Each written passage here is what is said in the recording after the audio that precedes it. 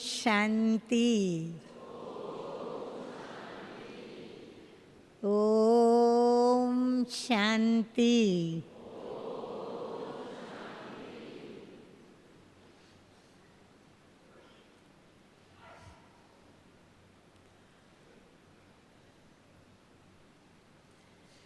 मीठे मीठे बाप दादा ने हम सभी बच्चों को जो संगम युग पर मीठे मीठे बाप दादा के ब्राह्मण बच्चे बने हैं, तो कहने में हमारा ये छोटा सा परिवार है और हम सभी परिवार के सदस्य भले हम अपने अपने स्थानों पर रहते हैं, लेकिन आज जब हम सभी अपने प्यारे मीठे मधुबन के अंदर एकत्रित हुए हैं, तो मुझे तो ऐसा नहीं लगता कि कोई भी चेहरा यहाँ पर मेरे लिए नया है।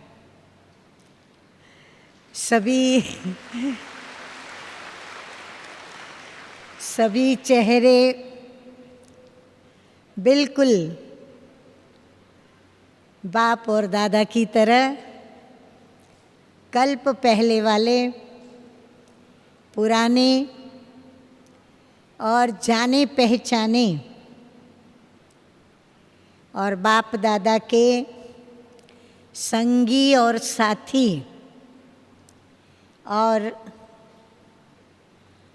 युगल आपस में नहीं, लेकिन शिव बाबा के सभी युगल कंबाइंड स्वरूप में आप सभी यहाँ पर विराजमान हो, दिखते हो, और इसीलिए ये आत्मा अंदर से अति हर्षित हो रही है और मीठे मीठे बाबा की इतनी सारी युगलों को देखकर गदगदित होती है। कभी संसार के अंदर ऐसा सुना कि एक पति या एक पत्नी को अनेक पति हो, अनेक पत्नियां हो, और उन सभी को पत्नियों की वृद्धि या पतियों की वृद्धि पर खुशी, अति खुशी और बढ़ती जावे ऐसी खुशी की वृद्धि उनके चेहरे पर हर्षित मुक्ता की तरह दिखाई पड़े। आप सभी को बाबा की युगलें बढ़ते जाते हैं तो उसकी खुशी हो रही है ना? हाँ, आप सभी को अंदर में खुद को भी आता है कि हम इसको बाबा का परिचय दे करके वारिस तो बनाएं, लेकिन ये परमेश्वर को अपना पति बना ले। मेरे ख्याल से ये शुभ भावना सभी यहाँ विराजमान बाबा के कंबाइंड स्वरूप युगल मूर्त, जो भी शिव बाबा की युगलें आप सब बैठे हो, इन सभी के हृदय में होगी, है ना? सभी के दिल में ये भावना पक्का समझी मेरी बात कि शिव बाबा की सभी युगल बने, चाहे पुरुष हैं, भाई हैं, पति हैं, तो वो ये सोचेंगे कि पत्नियां इतनी तैयार हो, और अगर बहनें हैं, पत्नियां बैठी हैं, तो वो ये सोचेंगी कि इतने सारे शिव बाबा के युगल बने। अभी समझी सबने बातें? पीछे वाले ताली नहीं बजा रहे हैं,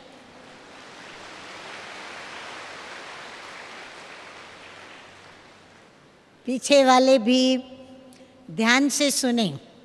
देखो, अव्यक्त बाप दादा हमें मिलने आते हैं। हम सभी कहाँ कहाँ से दौड़ दौड़ के, भाग भाग करके, उड़ करके और यहाँ बाप दादा के सन्मुख आकर उपस्थित होते हैं। बाप दादा हम बच्चों को, सभी को दृष्टि देते हैं। मुझे कई बहनें, कई भाई, कई माताएं, कई हमारे अधर कुमार इतना अच्छा खुशी खुशी से ये समाचार सुनाते हैं। जब हम उनको पूछते हैं कि बाप दादा से मधुर मिलन मुलाकात करके आए, कहते अरे दीदी बात मत पूछो, मुझे तो एकदम बीच में जगह मिली, इतना दूर था। लेकिन जब बाबा आए तो बराबर बाबा की दृष्टि की किरण जो थी ना, वो मेरे पर ही थी और मुझे ऐसा लगा कि बाबा मेरे लिए ही आज आया है, बस मैं और बाबा। तो बाबा अनुभव कराते हैं। तो ये संगम की विशेषता है और ऐसी विशेषताएं अनेक हमें तभी प्राप्ति होती है उसकी, जब हम पुरुषार्थी से तीव्र पुरुषार्थी बनते हैं। एक है, जैसे हमको बाबा ने सहज योग सिखलाया, ऐसे एक है हमारा सहज पुरुषार्थ। सहज माना जिसमें कोई मेहनत न करनी पड़े। जैसे भक्ति मार्ग में किसी प्राप्ति के लिए, किसी सिद्धि के लिए कोई ना कोई परहेज ले लेते हैं, या बाधा बोलते हैं ना, बाधा ले लेते हैं कि भाई अभी हम जब तक हमारा ये कार्य सिद्ध न हो तब तक मैं मिष्टान नहीं खाऊंगी, न खाऊंगा। जब तक मेरी ये उपलब्धि नहीं होगी तब तक मैं ये कार्य करता रहूँगा या करती रहूँगी। तो कोई ना कोई बाधा लेते हैं, परंतु कई ऐसी भी बाधा लेते हैं, मैं चावल नहीं खाऊंगी, मैं श्रीखंड नहीं खाऊंगी, मैं जलेबी नहीं खाऊंगी, मैं आम नहीं खाऊंगी। जिसको जो चीज़ बहुत पसंद होती है ना, उस चीज़ का त्याग करते हैं और उसकी प्रतिज्ञा करते हैं प्रभु के आगे। परंतु कई जो होते हैं ना, सहज प्रतिज्ञा करने वाले होते हैं और सहज प्राप्ति करने वाले होते हैं। वो फिर क्या करते हैं, चावल खाते ही नहीं तो कहते हैं मैं चावल बिल्कुल नहीं खाऊंगी। अब जब खाते ही नहीं तो उनको मेहनत नहीं, पुरुषार्थ करने की ज़रूरत नहीं। ऐसे यहाँ पर भी बाबा के कई बच्चे ऐसे हैं जो सहज पुरुषार्थी हैं, जो अमृत वेले वैसे भी रोज उठते हैं। वो कहते हैं मैंने तो पक्की प्रतिज्ञा की है बाबा के पास, मैं तो रोज़ अमृत वेले उठकर ये आत्मा बाबा को याद करेगी। तो ये सहज पुरुषार्थ है, क्योंकि उनके लिए मेहनत नहीं है। परंतु जो तीव्र पुरुषार्थ करना चाहेगा वो पहले सहज से पुरुषार्थ के ऊपर आएगा, मेहनत करने पर आएगा। पहले वो मेहनत करेगा। क्या मेहनत करेगा? उससे उठा नहीं जाता है सुबह में, रात को सोते भी देरी हो जाती है, सारा दिन भी काम करते हैं तो सोने के लिए या विश्राम करने के लिए दिन में समय नहीं मिलता है, तो इसीलिए उनका उठना बड़ा मुश्किल होता है। अब यहाँ होती है कसौटी कि बाबा से मेरा प्यार कितना है। अगर ऐसे समय पर कोई ये कहे बहुत थके हुए हैं, रात को भी देरी से सोए, दिन में भी आराम नहीं मिला, परंतु यदि ये कहा जाए कि आपको इतने रुपए, हीरा या सोना देने के लिए कोई सुबह सुबह 3 बजे आएंगे और आपको उनसे कलेक्ट करना है, लेना है, तो क्या करेंगे? उठेंगे कि नहीं उठेंगे? हाँ, उठेंगे या सोएंगे? बताइए। उठ जाएंगे। क्यों? प्राप्ति है, सोना मिलेगा, पैसा मिलेगा, हीरा मिलेगा, तो उठ जाएंगे। तो बाबा से भी हमें प्राप्ति हो रही है। तो एक बाजू है प्यार, प्रभु के प्रति प्यार और उसके साथ प्राप्ति, और दूसरी तरफ है माया की प्राप्ति। माया के वशीभूत मेरे जो पुराने संस्कार पड़े हैं, वो पुराना संस्कार निंद्रा का, आलस्य का, अलबेलेपन का, तो वो मुझे क्या करेगा? वो मुझे उठने नहीं देगा। तो ये हमारे लिए कसौटी हो जाती है। अब 1-2 दिन तो कोई भी उठ लेगा, लेकिन यहाँ तो बाबा कहते, बच्चे मैं तो तुम्हारे लिए ही अमृत वेले रोज इंतज़ार करके वतन में बैठता हूँ, और मैंने स्पेशल तुम बच्चों के लिए ये समय रखा है। तो सवेरे सवेरे अमृत वेले उठकर मुझे याद करो। अब जिनका प्यार है, जिनका निश्चय है, जिनको पाना है, वो तो क्या करते हैं? कुछ भी हो जाए वो उठेंगे ज़रूर, और उठ करके प्राप्ति करने का योग जो लगाना है वो योग लगाएंगे। बाप दादा से मधुर मंगल मिलन भी मनाएंगे और अपने पुरुषार्थ को सार्थक भी करेंगे। भले फिर उसमें भी कई प्रकार हैं, कई प्रैक्टिकल उठते हैं, कई उठ करके भी नहीं उठते हैं। उठ करके कौन नहीं उठता है? जो उठे तो सही, परंतु कैसे भी करके रिफ्रेश होके के ना हुए जाके वहाँ बैठ जाते हैं, बाबा के सामने जाके बैठ जाते हैं, और बाबा को कहेंगे, बाबा मैं तो बहुत थका हुआ हूँ, थकी हुई आत्मा हूँ, मैं अमृत वेले आपने कहा है इसलिए उठ करके आई हूँ, गुड मॉर्निंग। बाबा नींद बहुत आती है, और गुड मॉर्निंग करके जाके अपने कमरे में, जैसे बाबा ने भी गुड मॉर्निंग कर लिया, बाबा ने भी छुट्टी दे दी, भले मीठे बच्चे जाके सो जाओ, जाके सो जाते हैं। कई तो बिस्तरे से उठते ही नहीं।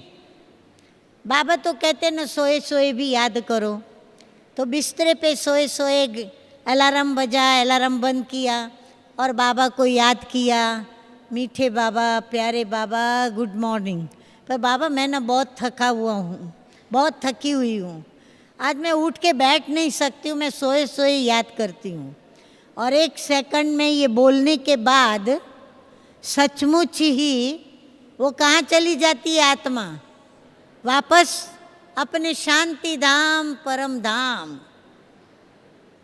क्योंकि बाबा तो वहाँ मिलेगा ना, बाबा तो शांति धाम में रहते हैं, बाबा तो परम धाम निवासी है, तो खुद भी वहाँ चले जाते हैं। तो ये सहज पुरुषार्थ भी नहीं, ये पुरुषार्थ भी नहीं, लेकिन इसको क्या कहना वो आप खुद सोच लो।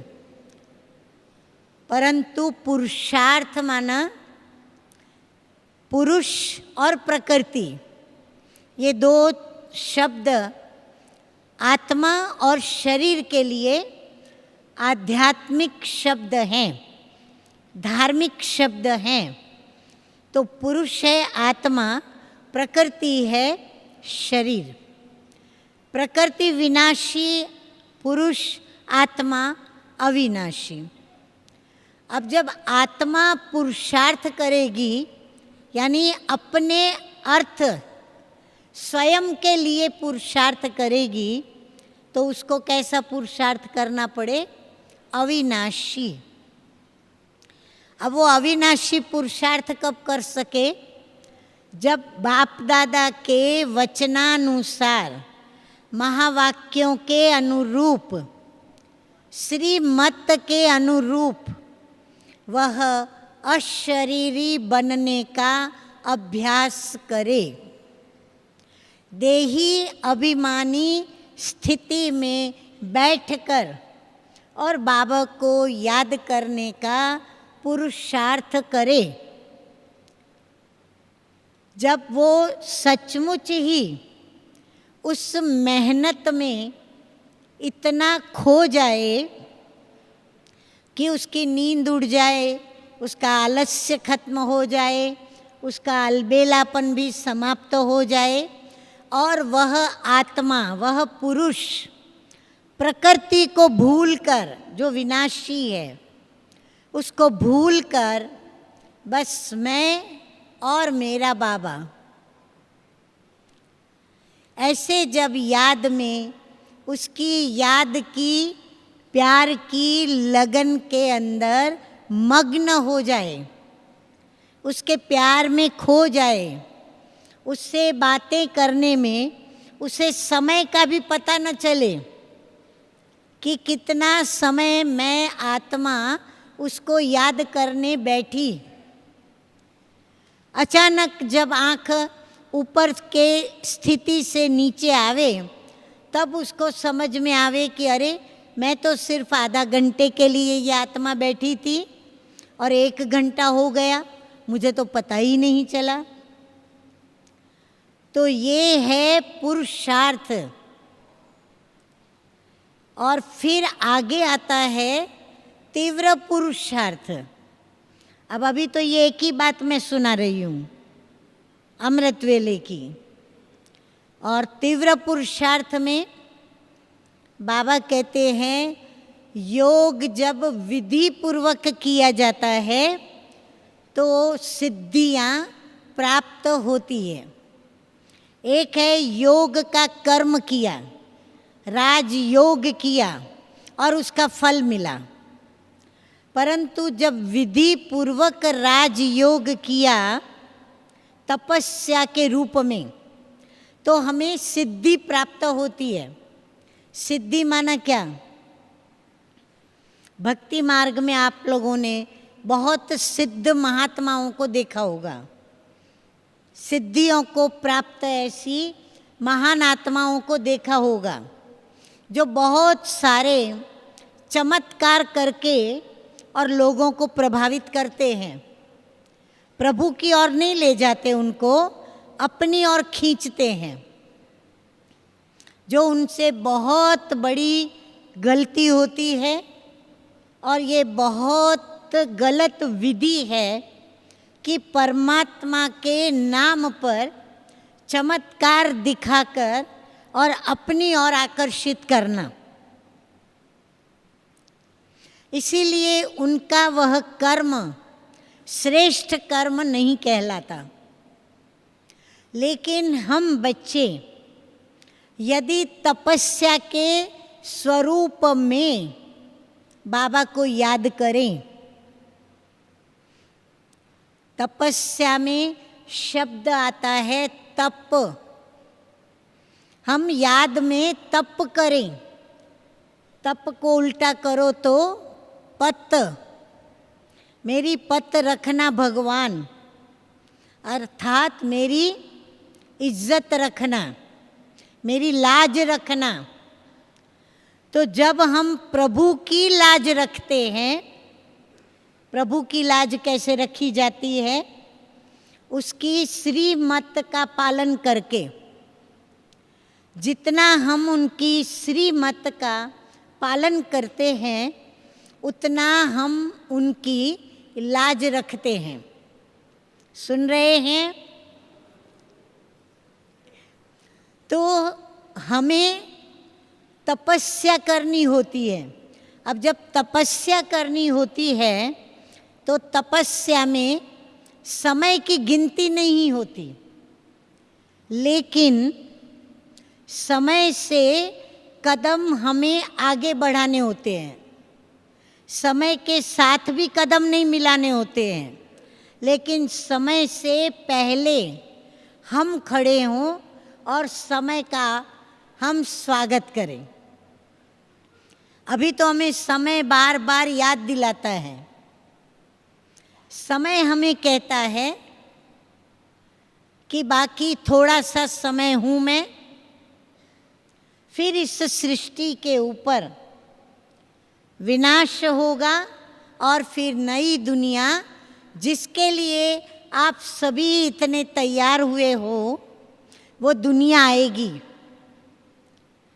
तो आप सभी ने भी तप किया है। कौन सा तप किया? बड़ा भारी तप किया है। असंभव बात को आपने संभव किया है।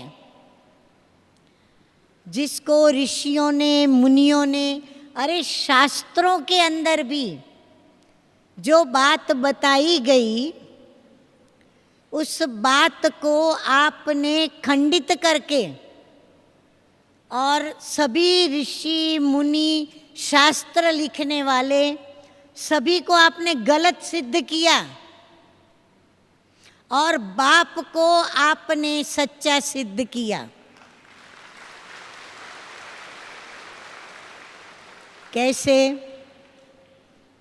वो लोग ये मानने को तैयार नहीं थे, ना है अभी भी, कि कभी अग्नि और कपूस इकट्ठा रह सकते हैं, युगल मुहूर्त में इकट्ठे रहें और ब्रह्मचर्य व्रत का पालन करें, ये उनके मानने में भी नहीं आता है।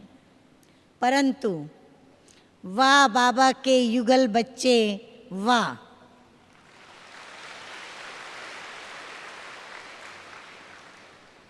वाह बाबा के आप सिकी लदे लाडले बच्चे, वाह!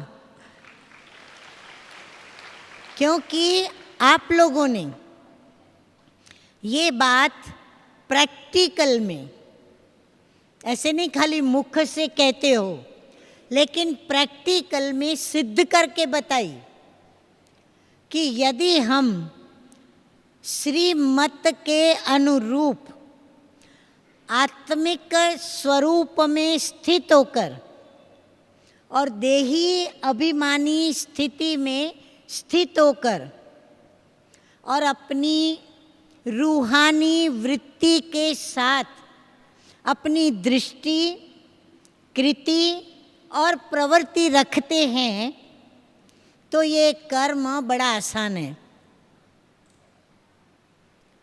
और ही मैं देखती हूँ कभी कभी ब्राह्मणों के मैंने जो अनुभव सुने हैं उसमें 80% ऐसे ही मुझे ब्राह्मण मिले हैं जिन्हों के लिए ब्रह्मचर्य व्रत बहुत बड़ी बात नहीं है, परंतु क्रोध को जीतना वो उनके लिए बहुत बड़ी बात है।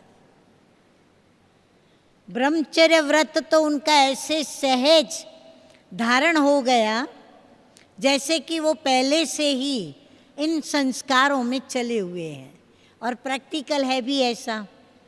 हम जो पावन देवी देवताएं थे जो, तो इसीलिए वो संस्कार हमारा जल्दी बन जाता है। तो बाबा की पत जल्दी रखते हैं, इन बातों में बाबा की लाज भी रखते हैं। तो बाबा ने हम बच्चों को ईश्वरीय ज्ञान, सहज राजयोग, दिव्य गुणों की धारणा और चौथा सेवा, ये चारों ही सब्जेक्ट, विषय हम बच्चों को सिखाया। अब हमें चारों ही विषय में तीव्र पुरुषार्थ करना है, समय से पहले निकलना है। हम कई बार बाबा को सुन चुके हैं। बाबा हमें हमेशा पूछते हैं कि कर्मातीत स्थिति कितने समय में बनाओगे, कभी तैयार होगे, डेट बताओ, यानी वो समय बताओ। 1 बरस का समय, 2 बरस का समय, 4 बरस का समय, 5 बरस का समय हम नहीं बता पाते हैं। क्यों नहीं बता पाते हैं? क्योंकि प्रभु जो हमें कहते हैं ब्रह्मा बाबा के द्वारा, हम तुरंत उसका पालन कर नहीं पाते हैं। तो हमें स्वयं में विश्वास कम है, आत्मविश्वास कम है, और हमने ऐसा लक्ष्य भी निश्चित नहीं किया है कि इतने समय में मैं बाबा के कहने प्रमाण स्वयं को तैयार करूंगी। किसी भी मंजिल पर जब पहुंचना होता है तो पहले हम लक्ष्य निश्चित करते हैं कि मुझे फलानी मंजिल तक पहुंचना है, और वो मेरी मंजिल क्या है, कैसी है, और वहाँ पहुंचने के लिए मुझे क्या करना होगा। तो लक्ष्य के साथ लक्षण भी सोचते हैं कि मुझे क्या क्या लक्षण अपनाने होंगे। फिर ये भी सोचते हैं कि लक्षणों को जब हम धारण करके और राह पर चलना शुरू करेंगे तो अनेक मंजिल और मेरे राह में, मेरे पुरुषार्थ के बीच में कई विघ्न आएंगे, बाधाएं आएंगी, तकलीफ़ें भी आएंगी। तो मैं अपने को भी इतना तैयार करती हूँ कि कुछ भी हो जाए। लक्ष्य, लक्षण, अब आया आत्मविश्वास और प्रभु में विश्वास, निश्चय बुद्धि, स्वयं में भी निश्चय, स्वयं के निर्णय में। जो मैंने जिस मंजिल पर पहुंचने का निर्णय लिया उसमें मेरा निश्चय, तो जो निशाना मैंने सोचा उस निशाने के साथ मेरा निश्चय होना आवश्यक है।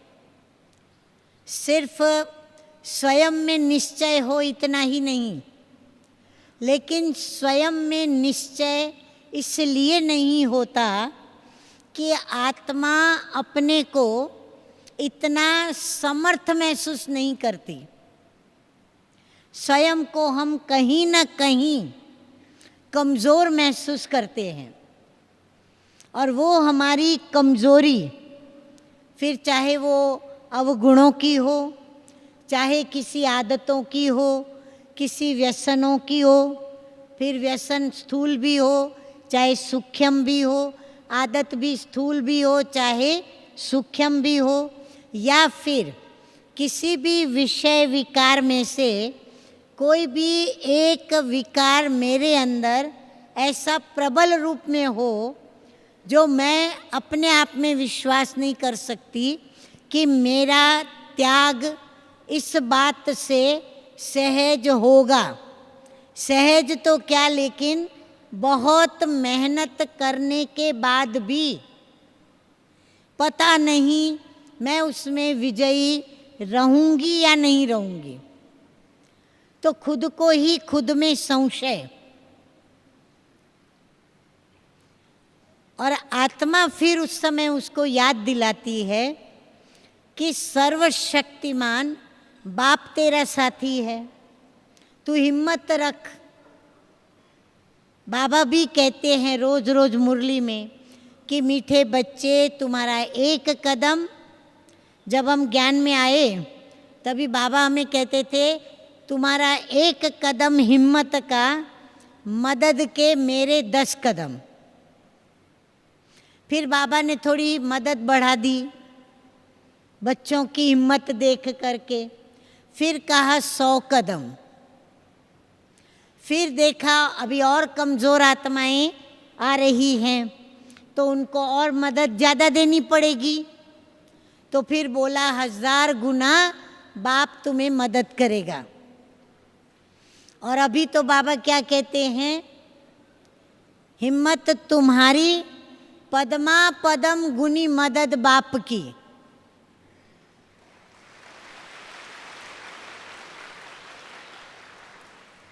और उससे भी आगे बढ़कर अभी तो बाबा ने और भी सहज कर दिया, इतना सहज कर दिया।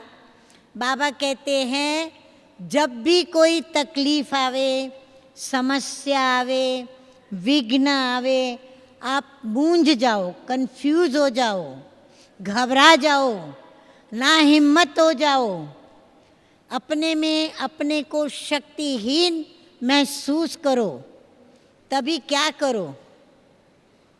2 शब्द बाबा ने बताए मदद के लिए। बाबा ने सिर्फ 2 शब्द बताए हैं। कौन से हैं वो 2 शब्द? हाँ, देखो सभी को पता है। पद्मा पदम गुना भी छोड़ो, सिर्फ बाबा कहते दिल से कहो मेरा बाबा। तो कितना सहज हो गया, क्योंकि बाबा शब्द में बड़ा जादू भरा हुआ है। जिस जादू को हमें पहचानना है, ये वो जादू भरा शब्द है कि शब्द बोलने से पूर्व ही मेरा बाबा बोले, दिल से निकले और उसकी दिल तक पहुँचे, वो समय भी बाबा नहीं देता।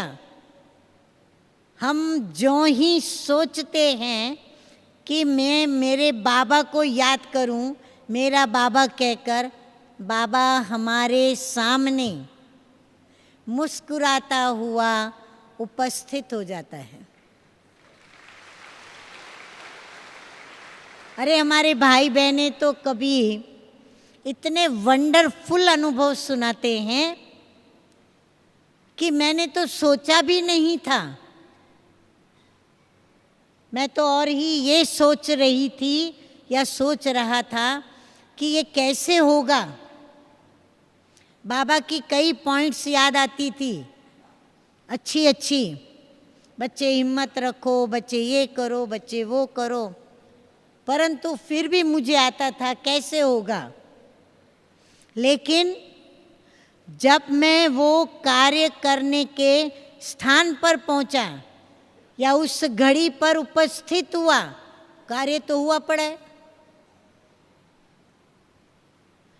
हम सोच रहे थे कैसे होगा, लेकिन वहां तो हुआ ही है।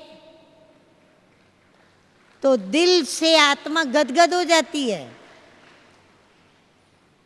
कि वाह मेरे बाबा वाह। और मेरे ख्याल से आप लोगों को भी अवश्य ऐसे अद्भुत अनुभव कभी ना कभी तो छोटे बड़े हुए ही होंगे। जिनको ये अनुभव नहीं हुआ है वो हाथ उठावे। कोई नहीं। वाह वाह वाह वाह।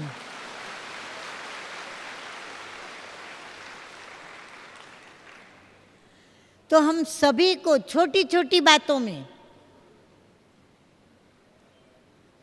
जिनको बाबा से सब कुछ लेना आता है, हक से, अधिकार से,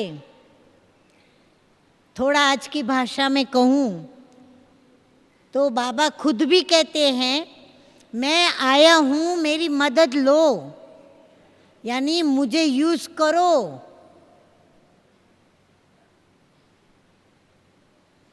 तो कई बच्चों को बराबर बाबा से मदद लेना आता है, हंस हंस के, मीठी मीठी बातें करके, भोलापन दिखा करके, और ऐसे बाबा से मदद ले लेते हैं। सुनने वाले को ऐसे लगता है बाबा इसको कितनी मदद करता है, मुझे तो ऐसी मदद मिलती नहीं है। उसको ईर्ष्या हो जाती है अंदर में कि उसको ऐसी मदद कैसे मिलती है। मैंने भी तो ऐसे प्रसंग के समय बाबा को इसने तो 2 मिनट भी याद नहीं किया, उसका कार्य हो गया। और मैंने तो 2 बरस से मैं तपस्या कर रही हूँ, मुझे तो कोई मदद ही नहीं मिल रही है बाबा की।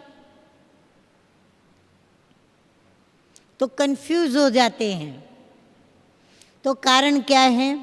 यदि उनको हम ये कहें कि तुमने दिल से मेरा बाबा नहीं कहा, तो आपको कबूल होगा? ये कबूल होगा? नहीं होगा। अगर मैं आप लोगों को कहूँ आप बाबा को नहीं चाहते हो, आप दिल से मेरा बाबा नहीं कहते हो, बाबा से आपको प्यार नहीं है, तो आप मानेंगे मेरी बात? नहीं मानेंगे। क्योंकि हम सभी का ये दावा है कि हम बच्चे बाबा को प्यार करते हैं। हम सभी का बाबा से बहुत प्यार है। और प्यार है इसलिए मधुबन ने बुलाया, अर्थात मीठे मीठे बाप दादा ने बुलाया। और क्या हुआ? आप सभी यहाँ पहुँच गए। तुमने पुकारा और हम चले आए। तो यही तो प्यार का सबूत है। तो छोटे छोटे बड़े बड़े ऐसे प्यार के सबूत भी बहुत देते हैं। अब हमें एक सबूत बड़े से बड़ा देना है। डिटेल में नहीं जाती हूँ। चारों ही सब्जेक्ट को लेकर के समय को पहचानते हुए, समय को परखते हुए और किसी को भी न देखते हुए, अब हमें समय से भी पहले आगे बढ़ना है। सिर्फ हमें बाबा को देखना है कि बाबा अभी हम बच्चों से क्या चाहते हैं। एक ही चाह में सारी राहें हैं और एक ही बाबा की चाह में सब कुछ, जो भी बाबा चाहते हैं वो हम सब कुछ करके बाबा को दे सकते हैं और दिखा सकते हैं। और वो बाबा कहते हैं, मैं तुम बच्चों के लिए बाहें पसार के खड़ा हूँ।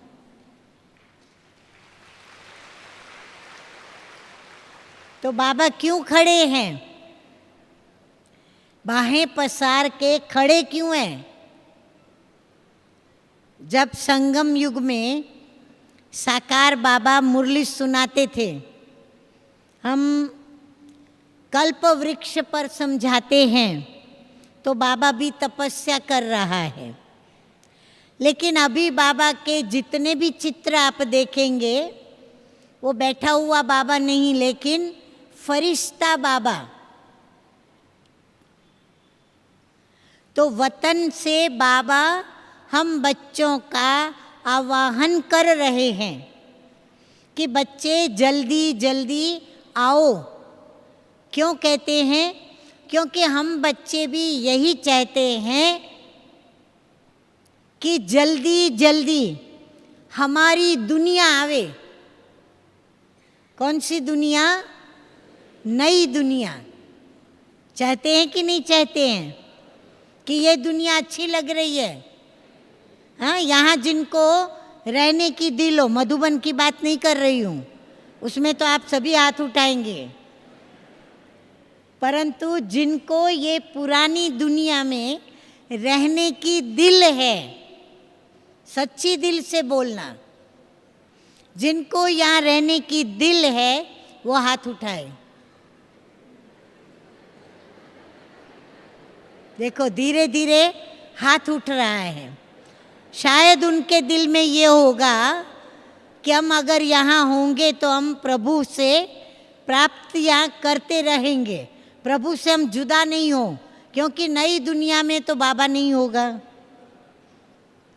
हाँ, नई दुनिया में होंगे बाबा? नहीं होंगे। तो शायद इसीलिए सोचते होंगे एक आध ने हाथ उठाया। तो हम भी नहीं चाहते कि हम यहाँ रहें, और बाबा भी चाहते हैं कि बच्चे जल्दी मेरे पास वतन में आवे। तो क्या पुरुषार्थ करना पड़ेगा?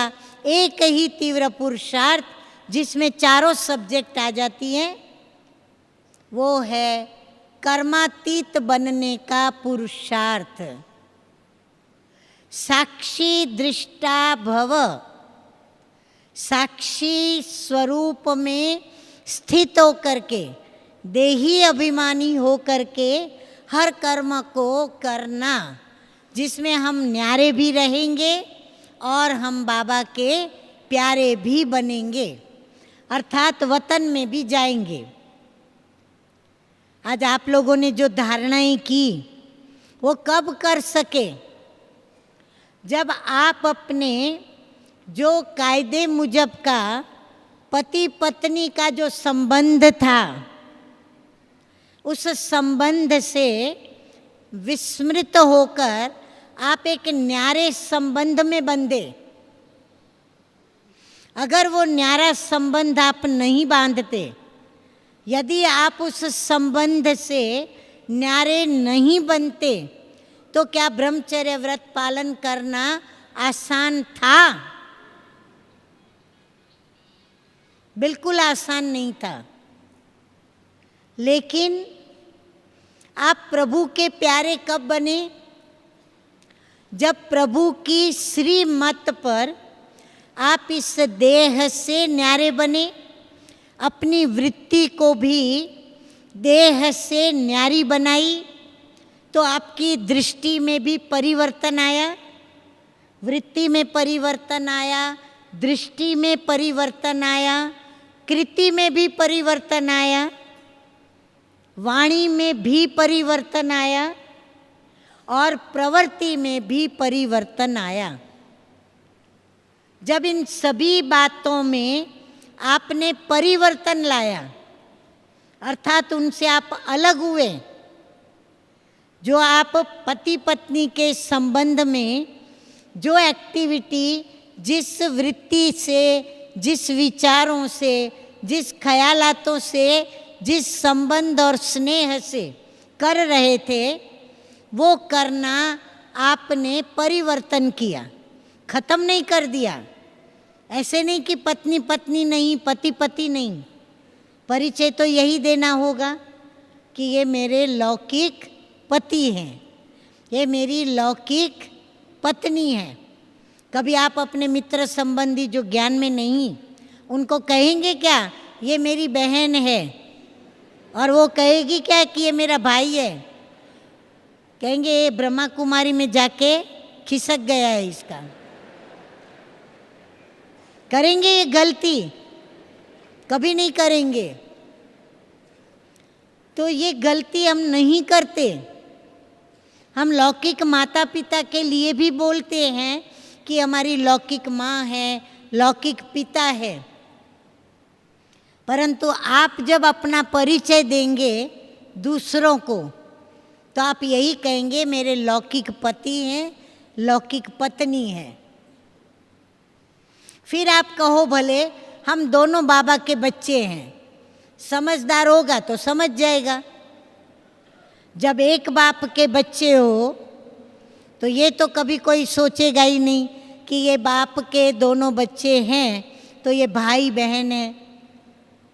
और वंडरफुल बात मुझे कभी कभी ये भी लगती थी कि जब भक्ति मार्ग में मंदिर में जाते थे, आप सभी मंदिर में गए होंगे, सब मंदिर में गए, जो गए हैं वो हाथ उठाओ। 99% गए हैं।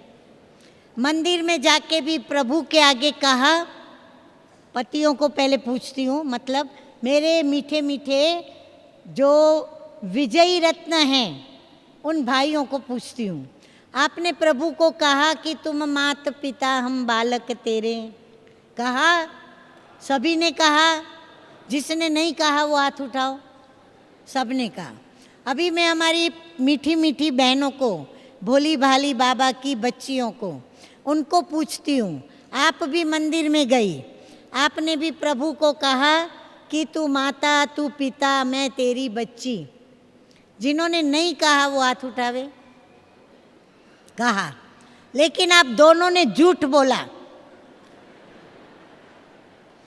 आपने भी झूठ बोली, आपने भी झूठ बोला, इसीलिए प्राप्ति नहीं हुई।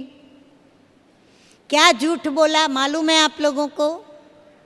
अगर पति कहता है तू माता पिता, मैं बालक तेरा, तो पत्नी का वो माता पिता क्या हो गया? क्या हो गया? सास और ससुर। आपने कभी कहा बहनों ने कि तुम सास ससुर, मैं बहू तेरी? बोला? और कभी आप लोगों ने कहा कि तुम माता पिता, मैं जमाई तेरा? कभी भी नहीं बोला। दोनों ने झूठ बोली भगवान के आगे। झूठ भी एक दो में बोले तो ठीक है, दूसरे मनुष्यों के आगे बोले तो ठीक है। जो सत्य परमात्मा है, जो कहता है झूठ बोलना पाप है, झूठ बोलोगे तो सजा मिलेगी, उसके आगे ही झूठ बोली कि तू माता पिता, हम बालक तेरे। तो बाबा ने ऐसे मीठे मीठे भोले भाले बच्चों को देखा